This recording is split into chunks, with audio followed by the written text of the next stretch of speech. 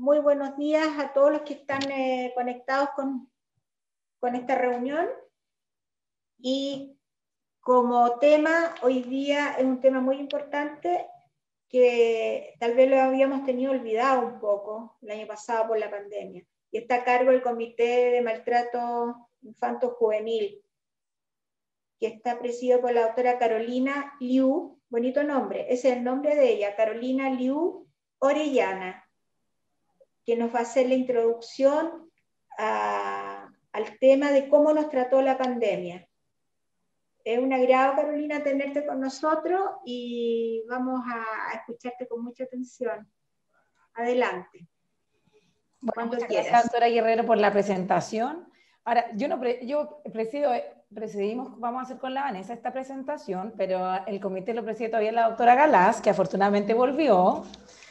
Así que, para que eso que más o menos, todavía estamos igual que antes en el fondo, y la doctora Galás es la que preside el comité. Bueno.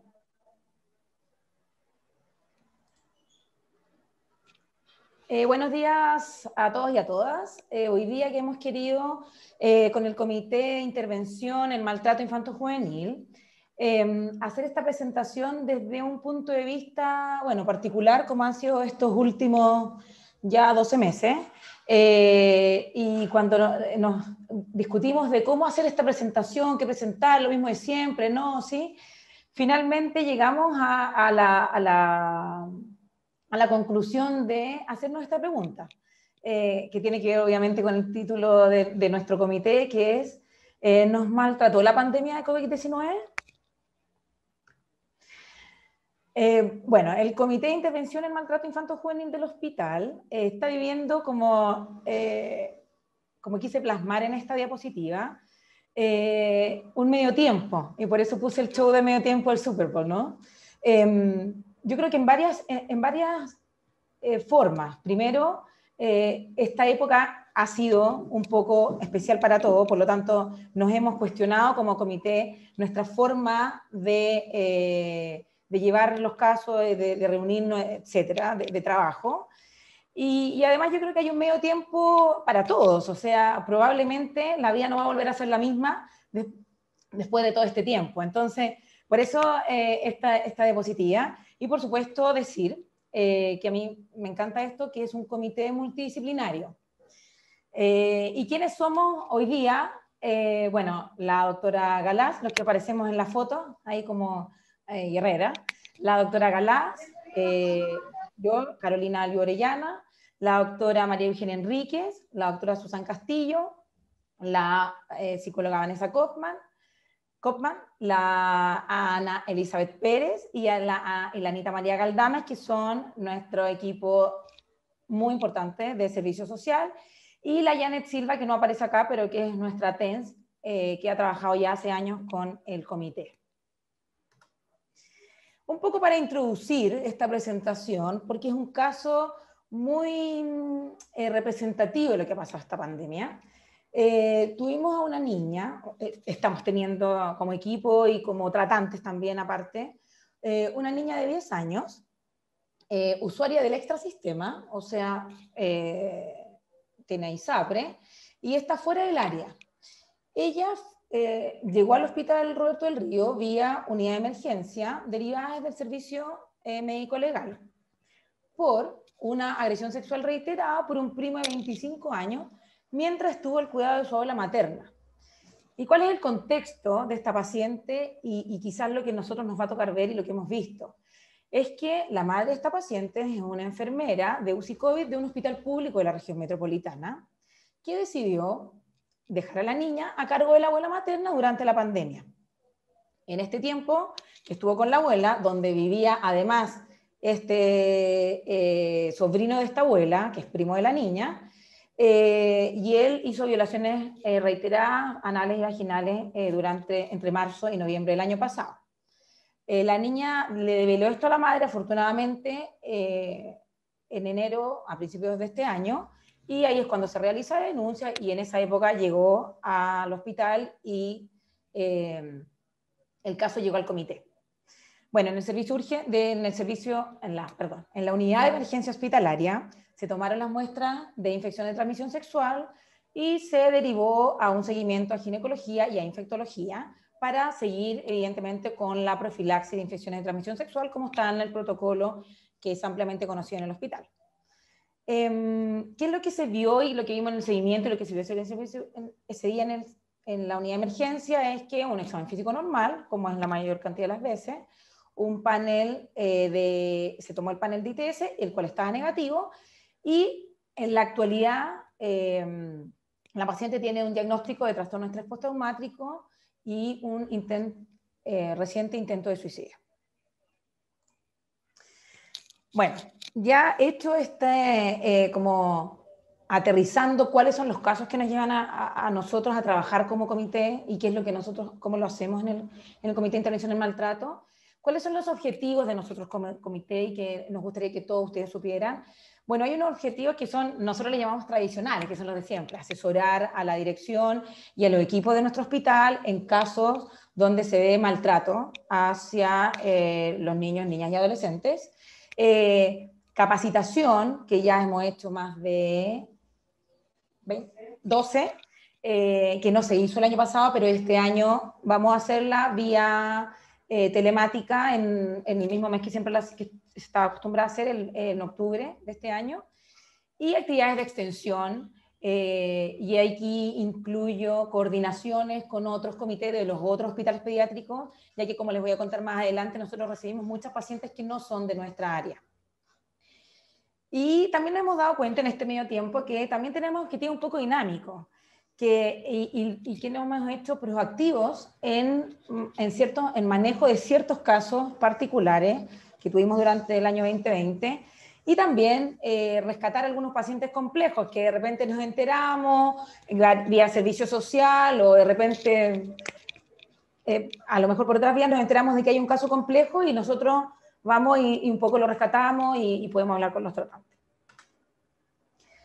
¿Cuál es la evolución que ha tenido el Comité de Intervención del Maltrato durante la pandemia? Mira, desde el comité, como comité de maltrato, comenzó el año 2000-2001, y siempre éramos como los encargados de asesorar a la dirección en ciertos casos de maltrato.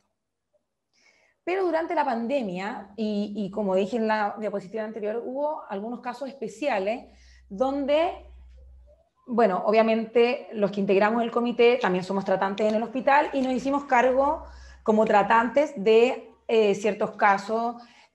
Por ejemplo, casos que llegaron vía servicio de urgencia, un caso de unas hermanas que fueron víctimas de agresión sexual y nos dimos cuenta porque llegó con una patología infecciosa, y en el cultivo de esa infección salió un microorganismo que es un microorganismo de infección de transmisión sexual, como el gonococo, y ahí se hizo un estudio a la hermana de ella, también estaba positiva, etcétera, y ahí es donde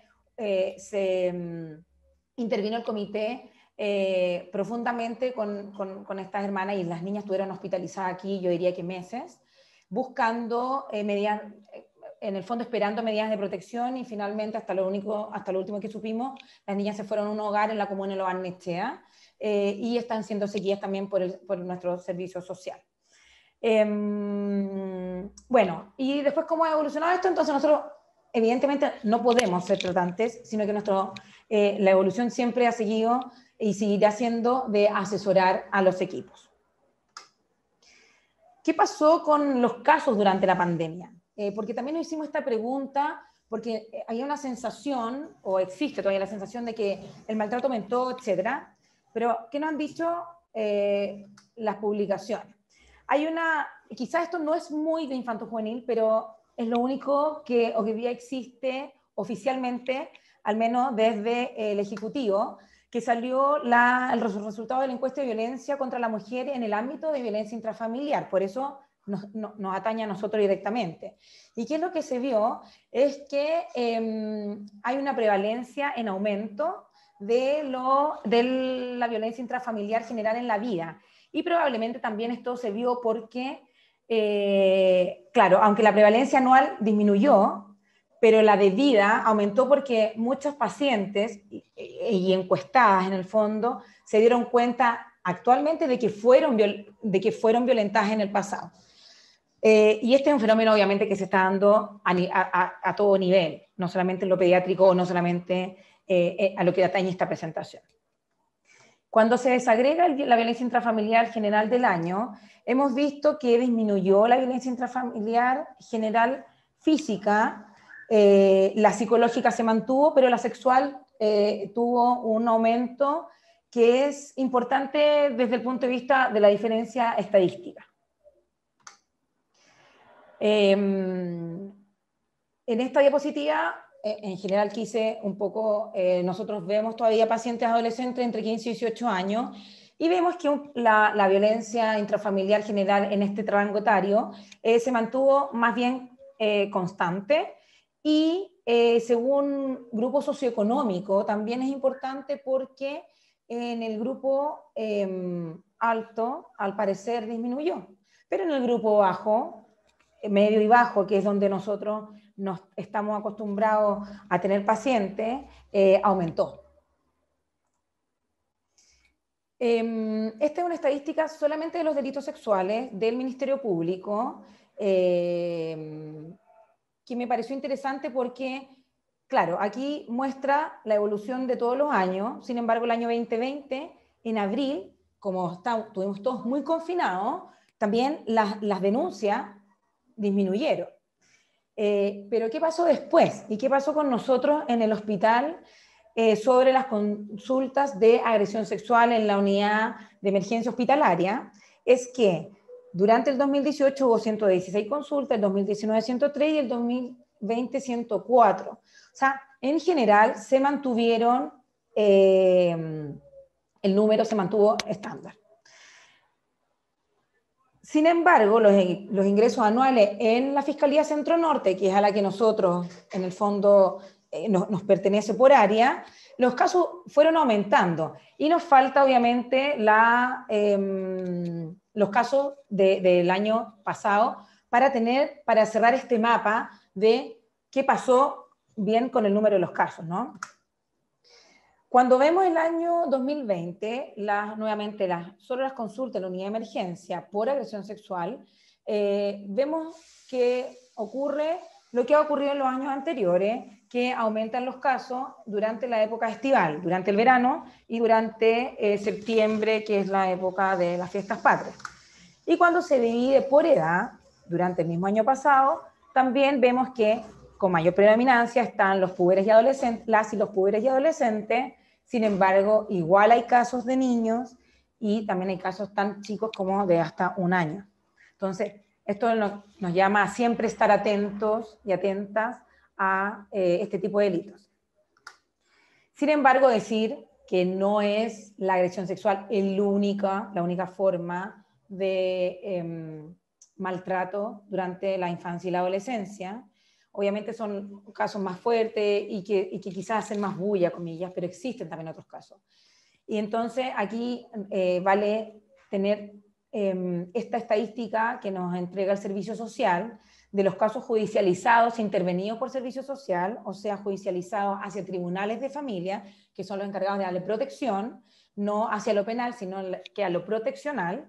Durante el año 2019 se intervinieron 61 casos, el 2020 55, y recién vamos en abril del 2021 y ya tenemos 24 casos.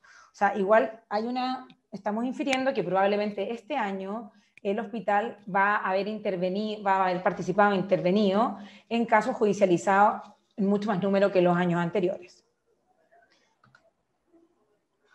Es importante también para nosotros hacerles ver de que muchas consultas en la unidad de emergencia hospitalaria nos llegan desde comunas que no son beneficiarias de este hospital, pero obviamente son pacientes, son niños, niñas y adolescentes que nosotros les tenemos que entregar respuesta y atención al menos inmediata, y como lo dice la ley y la normativa técnica a través del Ministerio. Entonces, ¿cuál es la función de este comité? Como ustedes de repente dicen, miércoles, ¿qué pasa? Vienen pacientes de todo Santiago y vista por este hospital y quedan enganchadas.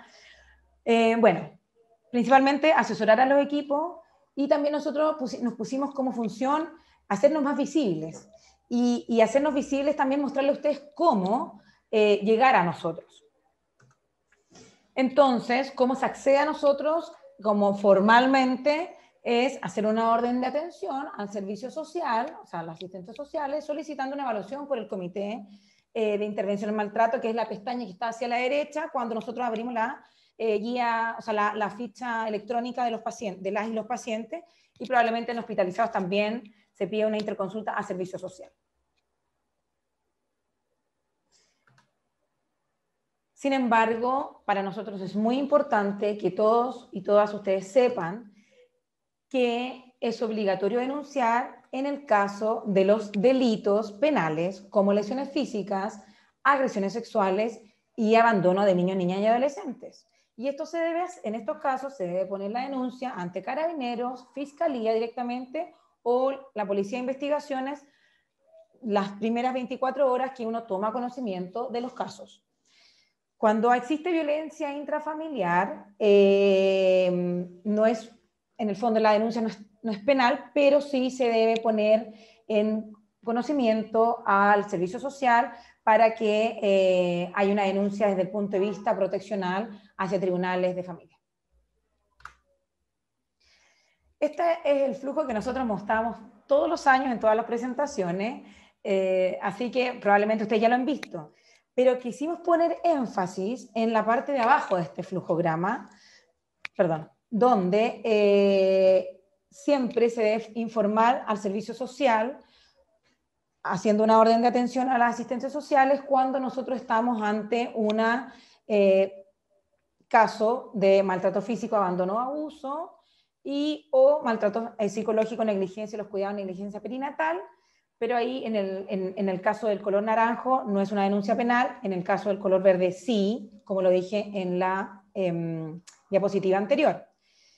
Y es súper importante también que ustedes sepan de que además de hacer la orden de servicio social para informar al Comité de Intervención en Maltrato, hacer la interconsulta hacia salud mental, hacia infectología y ginecología cuando corresponda, cuando son niñas agredidas sexualmente. Entonces debemos hacer la orden de atención y las interconsultas. Y la denuncia si es que no está hecha la denuncia.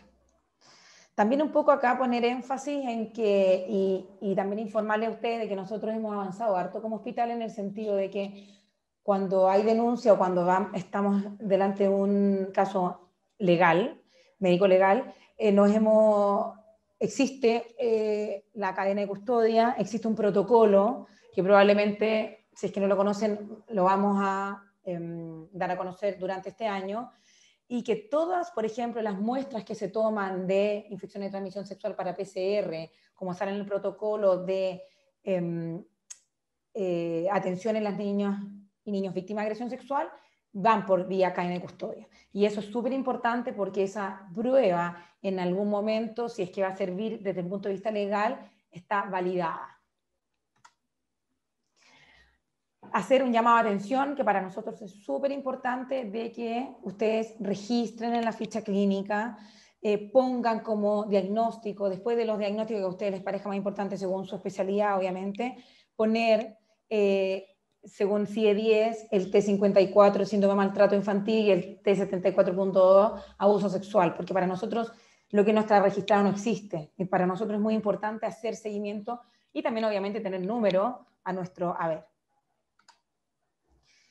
Y ahora va a continuar y finalizar la presentación nuestra psicóloga del comité, Vanessa Kaufman, pero también como un poco hacerle la introducción a ella, contarles de que esta semana en el Pediatrics también está preocupado del tema de la salud mental de nuestros niños, niñas y adolescentes, y salió este artículo.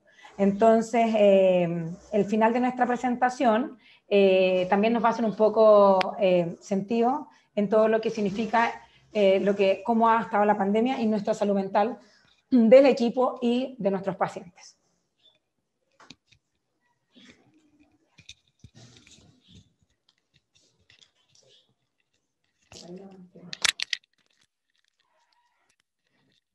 Hola, buenos días. Alcanzan a hacer buenos días. Gracias por la presentación. Voy a seguir con otros aspectos de la pandemia que son el de salud mental. Pusimos aquí varias imágenes de noticias de distintos diarios de Chile y del mundo que dan cuenta de que la salud mental forma parte de la tragedia en relación a la pandemia, de que se habla de una segunda ola también de salud mental, se habló varias veces. Ya no sabemos si segunda, tercera o cuarta ola, pero ha sido tremendamente publicitado y comentado que la salud mental forma parte de la crisis en relación a la pandemia. ¿Y cómo se configura y cuál es la patología en salud mental? Y la patología se asocia al trauma psicológico, al trauma relacional, al trastorno de estrés postraumático. Toda la historia de la psicopatología, si lo pudiéramos explicar en términos del tiempo, tiene que ver con hechos históricos. Los primeros estudios de histeria que ustedes pueden recordar en relación a Freud se sustentan en la historia y en cómo las personas, a través de la historia, en sucesos que iban viviendo, se iban convirtiendo en una enfermedad. La primera vez que se habla de... pasa primero por la histeria. La primera vez que se habla de psicopatología en hombres asociados al trauma es en las neurosis de guerra asociados a la Primera y Segunda Guerra Mundial. Y luego, cuando se hace nuevamente en relación a movimientos sociales, a la violencia sexual y doméstica, por los movimientos feministas. Y ahí se vuelve a hablar de psicopatología. Entonces podríamos pensar que en esta pandemia van a surgir nuevas clasificaciones en relación a los confinamientos, a la violencia física, psicológica, al abuso sexual, que sabemos que todas estas patologías se dan especialmente, como hablamos antes, de manera intradomiciliaria. Aquí hay una foto de una niña de 4 años que se llama Kim, que corre por la carretera, ella misma se rasga la ropa, porque había recibido napalm, que es una sustancia que no se ve, y la niña se observa cómo está frente a una amenaza de la que no entiende, que no sabe cómo ocurre, y que es absolutamente invisible en ese momento para ella. Esta es la primera clasificación e imagen que podemos ver que les hablaba de las neurosis de guerra y que se puede dar cuenta en niños, niñas y adolescentes incorporados a esta patología.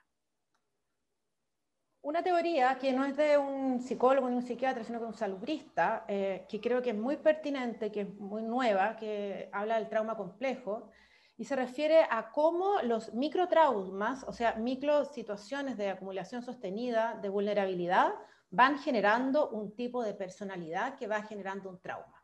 Si pensamos que hay niños que nacieron en pandemia, nacieron en confinamiento y con situaciones de maltrato, ya se puede estar configurando elementos, microelementos que van a dar cuenta de un trauma complejo. Podemos tener pobreza, tenemos migración y fragmentación social que están propias, lamentablemente, en nuestro país, que van acumulando una personalidad que va a generar un trauma. Las clasificaciones, entonces, diagnósticas, y esto es bien importante en relación a que ustedes recuerden, incorporen y diagnostiquen, se va dando también, como explicaba en la historia, y partió por una reacción aguda al estrés, luego un trastorno adaptativo hasta 3 meses y después se clasifica como trastorno de estrés postraumático posterior a los 3 meses y este trauma complejo cuando son microtraumas de distinta índole. Esta es una pequeña viñeta de un caso clínico que vimos en el hospital en mayo del año pasado, en plena pandemia. Recibimos a un niño de 7 años. Esta es la sala de juego que tenemos en salud mental, que esa de atrás no es una ventana, sino que es un espejo, y podemos hacer una observación diagnóstica. Y lo que vimos fue esto. Esto muestra el niño. El juego en los niños y en las niñas son una expresión de narrativa. No es palabra, sino una expresión a través del juego. Y es una manera de comprender. Es una manera de que ellos develan y narran los hechos traumáticos o los hechos de distintos tipos. Y aquí lo que se ve es que este niño empieza a construir con una serie de bloques, después pone tazas, después pone una especie de cosa como manos, un coche, todo tipo de elementos para protegerse. Está parapetado adentro. Y lo que pone adentro de la casa, adentro de esto que está, es son todos estos soldados que atacan hacia afuera. Si ven, está a la orilla de la mesa esto, o sea, hacia el infinito, hacia la nada. Una amenaza que él también describe como invisible, igual que la de Kim, de la niña de Vietnam. Algo que no ve, pero siente y percibe. Esta es la manera de narrar su propia estructura de trauma, porque había una amenaza desde fuera, que era la pandemia, y después nos cuenta y nos relata que desde dentro, que es la violencia física. Así es como ahora están viviendo también nuestros niños. ¿Cómo ocurre el trauma? ¿Cómo se configura el trauma? Se configura en dos momentos. En el primero, cuando ocurre un hecho que genera una angustia intolerable, este hecho relacionado con el encierro, más la agresión física o psicológica, más el abuso, y lo que hace es que no lo pueda tolerar y se angustia y su mente se fragmenta. Y cuando el trauma ocurre, no es en el primer momento del hecho, no, el hecho traumático no configura en sí un trauma, sino que es posteriormente al hecho, cuando hay una negación por un otro significativo, por una mamá, por el papá, por incluso nosotros o nosotras, cuando recibimos un caso y vemos a un niño o una niña y vemos las lesiones y nos cuenta y no somos capaces de escuchar. Es ahí cuando no es sustentado por otro, es negado por otro, es que se origina el trauma. Y por eso los traumas psicológicos se pueden ver mucho tiempo después, porque tiene que pasar un poco para que pueda configurarse el trauma. ¿Y cómo opera en la mente? Opera como una disociación, como un espectro disociativo. Nosotros, las personas que trabajamos, por ejemplo, en salud, nos disociamos día a día para poder atender. Ocurre de manera normal que, por ejemplo, frente a un paro cardiorrespiratorio, y si ocurre el caso que uno conoce al paciente o la paciente, las personas que van a trabajar en ese caso van a disociarse, van a dejar la emoción, si les da pena, si les da angustia de lado, y van a actuar en lo que tengan que hacer. Luego, como opera en la disociación normal, se puede volver más tarde y se pueden dar cuenta, por ejemplo, que se sienten extraños, que no pueden dormir, que andan raros, con sueño, cansados, y es esa disociación la que permite el funcionamiento. En cambio, la disociación patológica se fragmenta la mente, como les explicaba en la diapositiva anterior, y no hay manera de incorporar el evento. Entonces luego aparecen los síntomas clínicos y no hay capacidad de incorporar de nuevo el evento traumático. Y es así como se fragmenta la mente y ocurre el estrés postraumático y el trauma. ¿Qué hacer? En el caso de la asociación normal, mantener serenidad, cuidar la actividad física, la alimentación, mantener redes sociales, familiares de apoyo, y en el caso de una disociación patológica, consultar. Y vaya a tratarse. ¿Cómo abordar nuestra propia experiencia en la atención de salud? Por primera vez o en conjunto nos vemos en la misma vereda, los tratantes y los pacientes. Nos enfrentamos posiblemente a los mismos miedos o parecidos, a las mismas experiencias de dolor y a las mismas experiencias de duelo. Y esta también es una diapositiva que mostrábamos siempre en todas las presentaciones y que hablaba de reconocer y aceptar la biografía propia. Y esto resulta especialmente relevante en estos tiempos cuando nos enfrentamos a la segunda ola, a volver a tener que actuar, volver a tener que ponernos enfrentados a todas estas situaciones que van a ser estresantes, que van a ser agobiantes, y cómo pudimos pasar esta primera etapa nos va a poder ayudar a enfrentar la segunda. Entonces, si aceptamos nuestra biografía, aceptamos nuestra disociación y aceptamos nuestros duelos identificándolos, vamos a poder ser capaces de enfrentar lo que viene. Entonces, como resumen final para terminar, ¿cuáles son los aspectos psicológicos de esta pandemia? Se perdió la seguridad y la predictibilidad de los vínculos en el tiempo y el espacio. Los niños, las niñas, los adolescentes tenían una rutina, una forma de hacer las cosas, una forma de vivir, qué pasaba en la semana, qué pasaba el fin de semana, cómo se visitaban, y eso se perdió, se fragmentó y se destruyó con el confinamiento. Los operadores sociales, o sea, los colegios, los trabajos, que deberían entregar bases firmes y diferenciadas. Muchas derivaciones de abuso y de maltrato eran por parte de los colegios. Ellos eran los que levantaban esa información, y eso ya no existe, ya no está la intimidad tampoco para conversarlo. Entonces se desvirtuó nuevamente y perdieron esa conexión. Y lamentablemente los centros de salud, que deberían sanar, actualmente son también fuente de conflicto porque está la amenaza del contagio. Entonces, ¿nos maltrató la pandemia? Parece que no nos maltrató, sino que nos está aún maltratando. Eso. Gracias. Estamos entonces para las preguntas, comentarios. Gracias, un millón de gracias, Vanessa y Carolina. Ahora vienen las preguntas que las va a leer la doctora Quevedo. ¿Estamos por ahí, Hola, Lica? ¿Sí? ¿Sí? Ya. Lica las va a leer. Sí, buenas. Sí, mire, les quería agradecer igual al comité por darnos esta oportunidad de poder aproximarnos nuevamente, sobre todo porque ahora también empiezan a llegar médicos nuevos y las dudas de los nuevos, de cuándo llamarlos, cómo hacerlo, cómo conectarse. Justamente hace como 2 o 3 días alguien me había preguntado, así que ha sido súper bueno cómo retomarnos todas esas cosas. Les cuento, una de las preguntas que están acá menciona, ¿cómo se puede manejar la angustia en los niños? O mejor aún, ¿cómo prevenirlo? No sé si ahí nos puedes ayudar, Vanessa. Sí, ¿se escucha? ¿Sí? Sí. Bueno, es distinto, no sé, cuando digo niños, niñas, pienso que si estamos hablando de los propios o de los pacientes, pero en caso de los pacientes, permitirles hablar, permitirles transformar sus angustias en lenguaje es muy valioso. Escucharlos, preguntarles cómo están, cómo se sienten, que puedan decir, que puedan expresar, y si les cuesta hablar o si los ven muy angustiados, que puedan dibujar. Son formas de canalizar la angustia. Siempre que la angustia tiene la complejidad de que no se puede transformar en palabras. Y una vez que eso pasa, ya es un aporte. Sí, eso. Muchas gracias.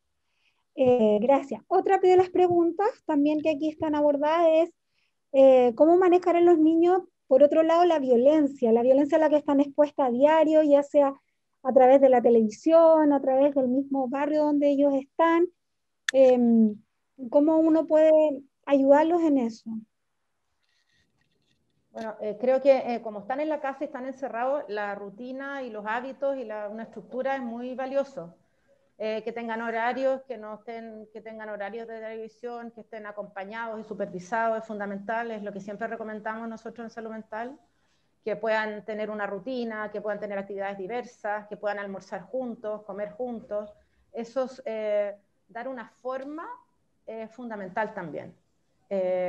Y la violencia, bueno, es que estamos en distintos grados. Si estamos hablando de violencia doméstica, eso tiene que tener un manejo por profesionales, tienen que consultar, de nuevo tienen que denunciar si es que son presencias, si es que es una violencia según el tipo de violencia, lo veíamos anteriormente, tienen que o hacer una denuncia o hablar con el servicio de salud, del servicio social, perdón.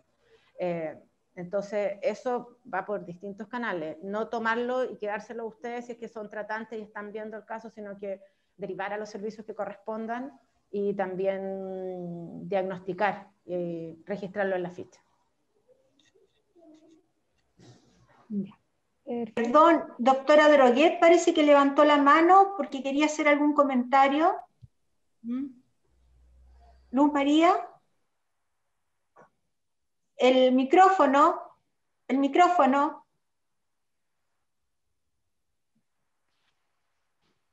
No te no te Ahí oí. sí, sí, ahí sí, Ya. ya. Hoy un comentario. Felicitaciones al comité en primer lugar. A mí me gustaría destacar el hecho de que esa hora de juego se hizo en plena pandemia. Esa hora de juego se hizo de manera telemática. En ese momento había un equipo acá trabajando con todo el distanciamiento físico y equipos necesarios de protección personal. Y en la casa estaba yo, que estaba con exhibición de funciones por edad. Hicimos una reunión muy interesante que nos permitió saltar el problema, tremendo problema que nos imponía la pandemia. Entonces, el comentario en relación a que es bueno también dirigir la mirada hacia el equipo de salud mental y de los equipos de salud en general, el impacto que ha tenido esto para poder regular nuestras propias emociones. Y tal como decía la psicóloga Vanessa Kaufman, que estos mecanismos de disociación y de negación están en todo momento activados de manera de proteger el propio aparato mental. Eso, gracias. Muchas gracias. Por ahora, en cuanto a las preguntas dirigidas por a través del chat, no se observan más. Hay saludos desde el comité que protege el Hospital Luis Calvo Maquena, también agradeciendo la presentación. No sé si alguien más quisiera hacer alguna pregunta o que levante la mano, que nos comente algo. Hola, Lita Rañen, por acá.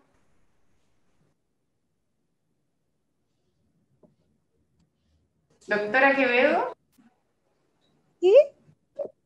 Por acá, Chile Crece. Ah, ya, perfecto. ¿Constanza? Sí, por acá Constanza, psicóloga de Chile Crece Contigo, estoy con la educadora de párvulo y con facilitadora intercultural también. Agradecemos la presentación del comité, nos sumamos a las palabras que señalan de lo difícil, lo flexible que también tuvimos que ser para poder intervenir a distancia, remotamente, jugando, haciendo como que podíamos, como la distancia física en el fondo podía pasar a segundo plano. Y nos ha pasado, comentábamos acá, que hemos tenido muchos casos de violencia intrafamiliar importante, severa, crónica, sostenida, y muchas veces suele pasar que las redes judiciales u otros hablan del niño como testigo de violencia intrafamiliar. Desde mi mirada y desde lo que yo he podido trabajar, generalmente yo coloco niño o niña que es víctima de violencia intrafamiliar. Porque el ser testigo igual implica mirar, escuchar, y no sabemos, y generalmente cuando uno evalúa eso, hay un daño emocional asociado a ese haber sido, comillas, testigo. Entonces, por una parte, súper buena la presentación respecto a las cifras, la actualización, los casos, como lo trabajaron, me parece muy bueno. Quería agradecerles eso. También, en estos casos de violencia intrafamiliar grave, han tenido que hacer mucha la acción a nivel proteccional, pero de redes territoriales, que es muy difícil hoy en día con que las redes no necesariamente las del territorio pueden ir a los domicilios a verificar, a trabajar, a intervenir. Eso también ha sido muy difícil. Y con los pandemial, que le llamamos, con una colega me decía Paula el otro día, que los pandemial son los bebés que nacieron en este periodo y que han tenido que estar separados físicamente y emocionalmente, afectivamente de sus familias y sus figuras primarias de apego. También ha sido muy difícil y también probablemente vamos a ver secuelas, pueden haber secuelas a nivel del desarrollo a propósito de esa separación. Y me gustaría solo agregar una cosa que conversábamos acá, que los bebés también muestran señales de maltrato, negligencia o descuido o de abuso sexual infantil también. Y nuestra labor, nuestra responsabilidad es capacitarnos en leer. ¿Por qué? ¿Por qué lo digo? Porque Chile Crece 0 a 5, ¿cierto? Ese es como nuestro foco. Pero muchas veces se nos pasan casos de bebés pequeños o niños pequeños porque no necesariamente hablan, pero hablan con el juego, hablan con el cuerpo, hablan con su mirada. Y esas señales nosotros tenemos que capacitarnos para poder leerla, entenderla, ser sensible a esas señales. Eso quería agregar. Y y lo de la cifra negra, que siempre lo hemos conversado, ¿no? Que de los casos que se detectan en la urgencia, eso hay que multiplicarlo por un número aproximado, que es la cifra negra, ¿no? Entonces, wow, que tenemos casos y que tenemos que seguir capacitándonos en eso. Así que muchas gracias a las compañeras del comité. Yo quiero decir algo. Este tema es sumamente sensible y es muy delicado. Un montón de niños con abuso sexual infantil pueden concurrir al servicio de urgencia por otra causa, por un resfrío, por un síndrome bronquial obstructivo, cualquier enfermedad banal de la infancia. Y es labor del pediatra hacer un examen físico completo. Es labor del pediatra, aunque el niño vaya por un resfrío, estar atento y estar permanentemente pensando en que es un potencial, disculpen, pero es así como están las cosas, es un potencial niño víctima de agresión sexual. De hecho, hace poco hubo un ingreso de un niño quemado a la UCI y que cuando se hizo el examen físico completo se pudo comprobar que había sido abusada sexualmente. Así que el abuso sexual infantil es muy importante. En el abuso sexual es muy importante el examen físico completo y desnudo. Al niño hay que examinarlo desnudo, buscando signos de violencia, equimosis, hematoma, y con mucha precaución, con mucho tino, y ojalá con otra persona, aparte de la madre en el box, examinar la región genital. Porque este tema es mucho más común de lo que estamos viendo acá en el hospital. Es la punta del iceberg lo que vemos solamente. Todo lo demás está oculto debido a las condiciones de vida en que estamos ahora, en que nuestra población objetivo está viviendo. Y esto ha sido agravado por la pandemia, además. Es todo lo que quería aportar. Y felicitar a las presentadoras y siempre estar atentos a esto, porque es un tema que va en aumento.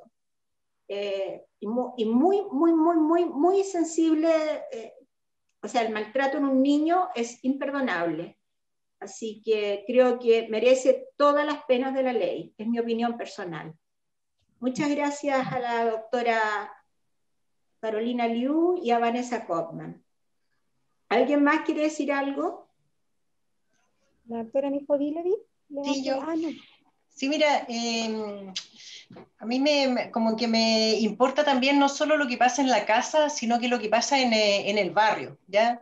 Yo creo que mi barrio es un barrio bastante barrio, a pesar de estar en Bellavista, pero la violencia que estamos viendo en las calles es impresionante. En realidad uno está saliendo asustado, ¿verdad? Porque cuando tú ves dos personas en una moto, piensas que te van a robar. Muchos barrios están llenos de estos rucos, ¿verdad? Y de gente en situación de calle, que hay algunos que son tranquilos, otros no son tranquilos.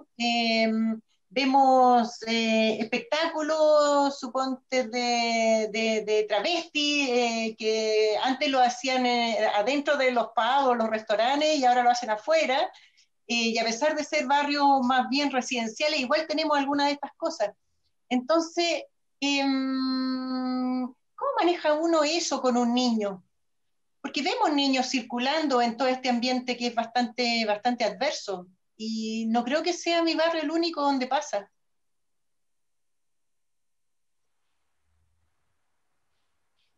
Respecto a la tele que yo había preguntado, en realidad lo ideal es apagarla, ¿verdad?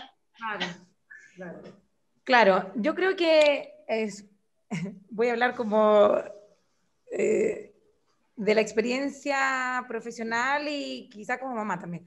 Me parece a mí que es bueno explicarle, ir explicándole en un lenguaje adecuado a los niños y niñas qué es lo que se está viviendo y por qué está pasando esto. Y evidentemente, como decía la Vane, el tema de los medios y de las redes sociales, limitarlo y hacerlo lo más, o sea, limitarlo lo más posible. Pero claro, ellos son parte del mundo y de nuestro mundo también. Tampoco uno lo puede tener en una burbuja. O sea, y como tú preguntas, Cata, lo del barrio. O sea, ahora, claro, ellos están guardados, pero en la medida que vayamos avanzando, espero, y saliendo del confinamiento, ellos se van a ir dando cuenta. Hay que explicarles, los niños entienden, y los niños, y además, están atentos a todo.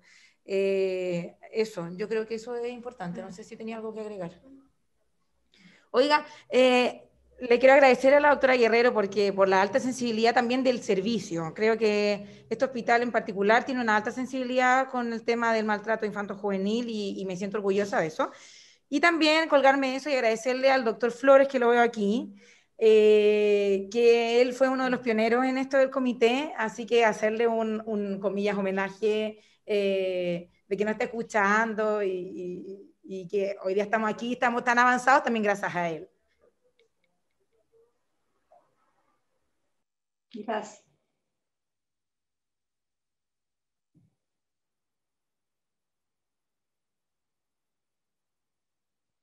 Bien, parece que ya estamos todos de acuerdo. Sí. Algo quiere decir el doctor Flores, parece. Pero no, dile que tiene que sacar el micrófono. No quiere, no. Él es bajo perfil, no le gustan esas cosas. Así que agradecerles a todos la asistencia y sobre todo a las presentadoras. Una muy bonita reunión y que, como digo, nos tiene que tener a todos alertas constantemente en búsqueda de la agresión de nuestros niños. 1.000.000 de gracias. Muchas gracias a todos y nos vemos la próxima semana. Nos vemos. Estén bien. Adiós. Gracias desde el Hospital de Coquimbo. Gracias, Anita. Gracias. Muchas gracias a todos.